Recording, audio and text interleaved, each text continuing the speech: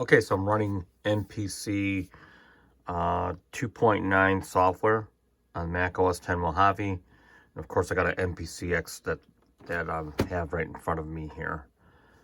And I've got 1, 2, 3, 4. I got about 5 or 6 MIDI devices hooked up to the Mac itself through the USB ports. Okay, so nothing too special, groundbreaking.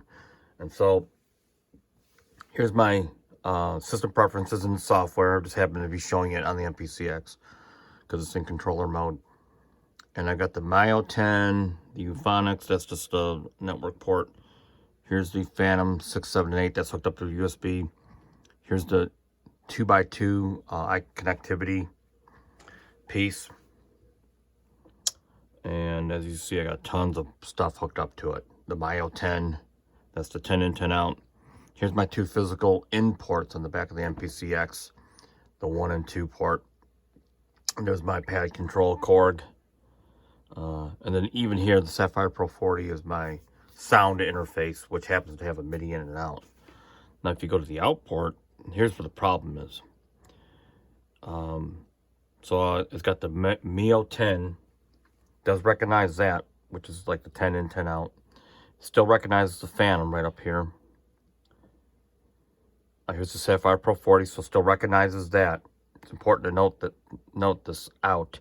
But then there's no my Iconnectivity 2x2 doesn't show the outs for that. It doesn't show the port A, B, and C DIN port on the back of this MPCX. And so through trial and error, realizing it's a driver issue as it relates to the Iconnectivity interfaces and something to do with possibly the audio MIDI, how it recognizes the ports for the Mac. Because if I have everything hooked up physically to the MPC in standalone mode, it works perfect. All the ins and outs. So what I'm going to do is I'm going to shut down the software. I'm going to show you the fix, and it's a specific way to do this. So I'm going to close it down, the software, and I'm going to reboot it, but I'm going to unplug from the Mac itself the Iconnectivity, both devices, and I'm going to reboot, not the Mac itself, but reboot the software. So here we go. And what's going to happen, okay, let's go on the preferences right now. And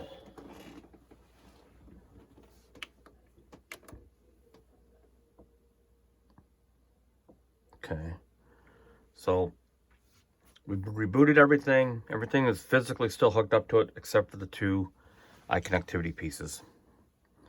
And if you go into here,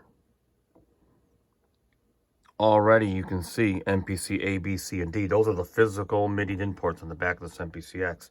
So as you can see, it now recognizes it.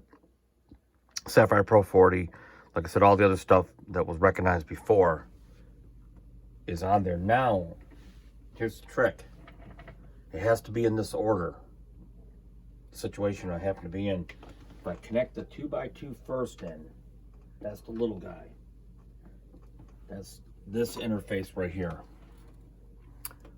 Right here. If I connect that first, watch what happens. Bang, you saw that, right? So it shows up here, right there. And then more importantly, it shows up here and still doesn't kick the MPC out ports from being recognized, which is the A, B, C, and D. And everything else is still good. Now I can connect in sequence second the Mio 10.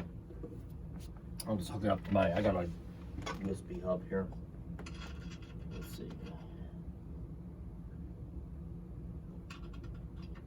I'll just hook it up to the USB hub instead. Or not. Okay. And bang, you just saw that. So now all my imports show up right here. And more importantly, the issue really was never the ins, it's the outs that's being recognized. There's my Akai network, MIDI, Mio 10, the Phantom, the Iconnectivity 1 and 2, the Mio 10, of course. More importantly, the A, B, C, and D of the DIN ports of the MPC. My pad control.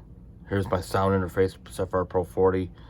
So, and the thing is for the most part, the MPC in standalone has no problem recognizing everything. But if you can, because you can hook up a USB hub to the back of the MPCX, and then all your older MIDI gear, if it has USB, you can hook it up, and without any drivers, it recognizes it. So it can't be the MPC software per se. It has more to do, I think, with the Mio 10 and its networking protocol for the USB. That seems to be more of a problem because the MPC recognizes it, and I'm assuming the software itself is probably the same build. So the only thing different between the two is I have to go through the OS 10 OSX MIDI audio MIDI setup, which stands sort of as a buffer between your hardware and the software itself. And so that's where I think is an issue with the driver. So if you have the combination of gear like I have, you may be running into this problem, and hopefully this will help you out. Or if you're looking to buy some kind of combination of gear like I have, be concerned about the Iconnectivity interfaces.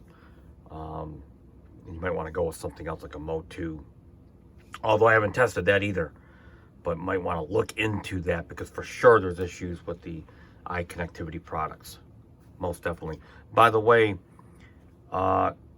if you hook up the Iconnectivity pieces in the reverse order, which was the Mio 10 first and then the Iconnectivity 2x2 second, the MIDI outs on the Iconnectivity 2x2 will not show on the outs. Won't register. So, you know, to me that screams Iconnectivity issue. I'm not even sure. Maybe I should send this video to the company and maybe they can take a look at it, figure out why that is. Although they may not want to fix it and blame it on Akai, but I don't think it's Akai's problem. So I know this video wasn't going to be a real popular video for most people, but hopefully it's helpful for the few that may have this problem. So until then, peace out.